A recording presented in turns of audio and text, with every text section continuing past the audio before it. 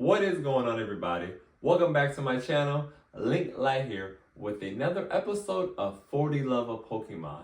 And if you're new here on 40 Love of Pokemon, what we do is we cover the artwork and the artist that made that wonderful artwork. On today's episode, we're going to be covering my top 10 favorite artworks from the newest Pokemon set released, Stellar Crown. The first card we're going to be covering is the Slowking artwork. I really love what the artist was doing with this artwork here. You have Slowking using its mental psychic abilities. You have the sun in the background. I think the area is a beach or a lakefront side. Let me know in the comments, is Slowking at a beach or a lakefront?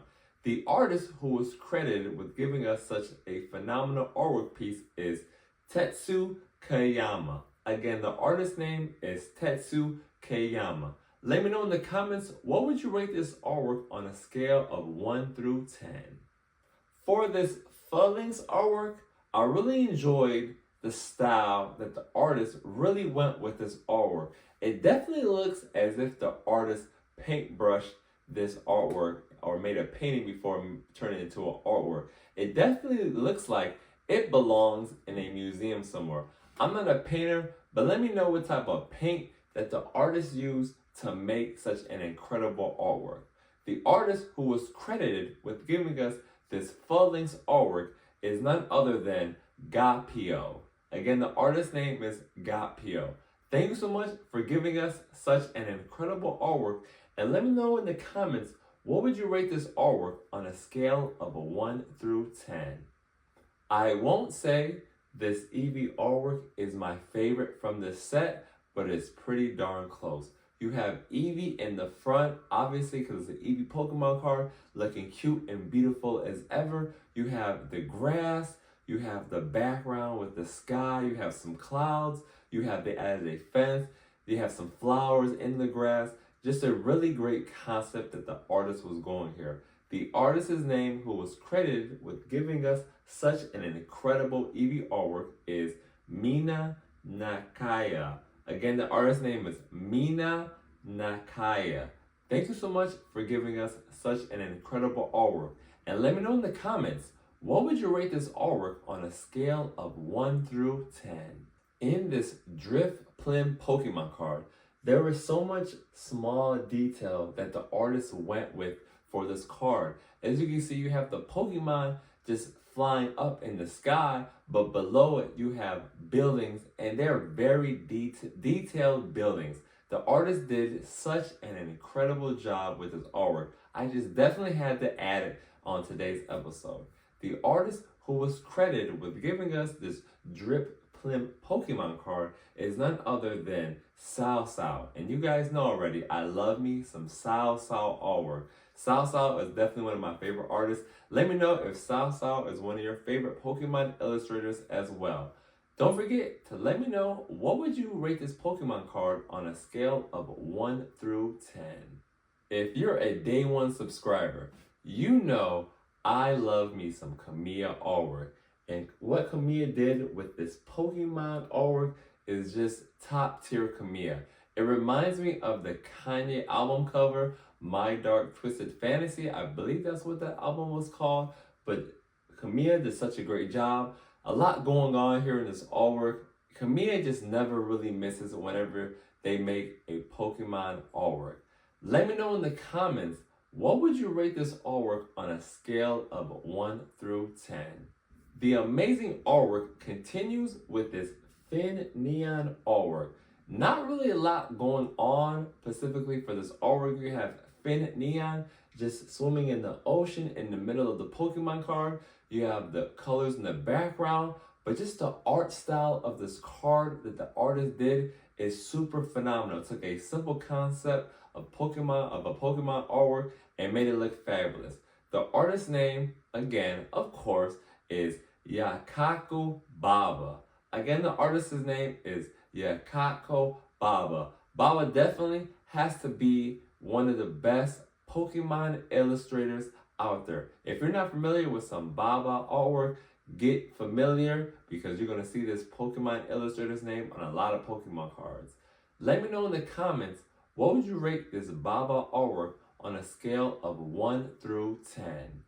Charjabug is definitely not a Pokemon that I really care about too much and I've never really used in the games, but this artwork is just super fantastic. You have Charjabug hanging out, either looking for food, looking for his friends, looking for his family, who knows? But you have a simple concept of Charjabug just out in the wilderness. You have some grass, some bushes, then you have the pond, and I really love that the artist put the sky in the pond. You can see the reflection of the sky from the pond. Such a fantastic job. The artist name who gave us this Charjabug is none other than Makura Tomiya. Again, the artist name is Makura Tomiya. Fantastic job with this artwork. Let me know in the comments, what would you rate this artwork on a scale of 1 through 10? Probably one of my favorite Pokemon ever, Azumarill, doing its thing. The artist here just has Azumarill in the water. You see some bubbles here, but you can also see you have the, what is that, starfish or the flowers in the Pokemon card. Then you have some more flowers on the other side. And just the whole concept of what this artist did was super fantastic. You cannot tell me that the artist did not do an incredible job with this Azumarill artwork.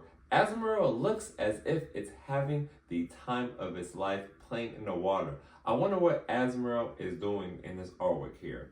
The artist's name who created this artwork is none other than Jerky. That's a new illustrator's name. I'm not really sure if they're new. Let me know in the comments if you've heard that Pokemon illustrator's name before. Again, the illustrator's name is Jerky. Let me know in the comments, what would you rate this Azumarill artwork on a scale of 1 through 10?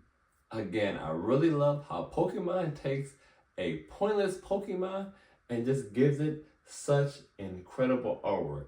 This gold pen artwork is just fantastic. Again, I really love this style of Pokemon artwork. You have gold pen in the water, you have some like junk or trash around it, and it's just a Pokemon that I would care less about in the game, but just gives it such an incredible artwork. The artist's name is none other than Shamaris Yokichi. Again, the artist's name is Shamaris Yokichi. Thank you so much for giving us such an incredible artwork for a Pokemon that most people could really give two craps about. Let me know in the comments, what would you rate this artwork on a scale of 1 through 10? If you stuck around to the end of this video, it's time for my favorite Pokemon artwork in this set. And it's this Fidough artwork. How can you not really love this artwork? I'm not even going to ask you to rate this artwork on a scale of 1 to 10 because I already know it's a 10 out of 10. The artwork style, again, is phenomenal. You have the apples, what is that, flour and cooking stuff in the background. Just a phenomenal artwork. And again, it's a Pokemon would really care less about in the game, but really has such incredible artwork. And the artist who was credited with giving us my favorite artwork from the set is none other than Naomi Sato. Again, the illustrator's name is Naomi Sato. Thank you so much for giving us my favorite artwork from the Stellar Crown set. Let's take another moment to appreciate this incredible artwork. Well, there you have it. Another episode of For the Love of Pokemon comes to an end. Thanks so much for hanging out with me while I discuss my top 10 favorite artworks from the newest Pokemon set, Stellar Crown. Thanks so much for watching, and don't forget to like and subscribe.